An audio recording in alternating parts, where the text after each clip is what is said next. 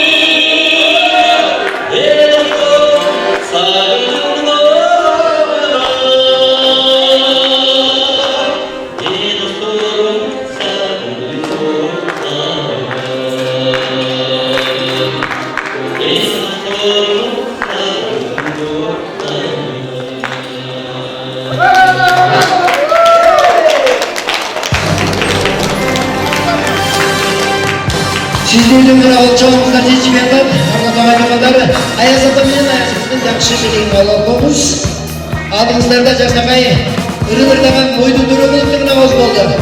Обонуңузга береке, баалиев бар болуңуз. Дагы жакшы акындардын кырларына тексттерди кайра жакшы өздөрү көрүңүз.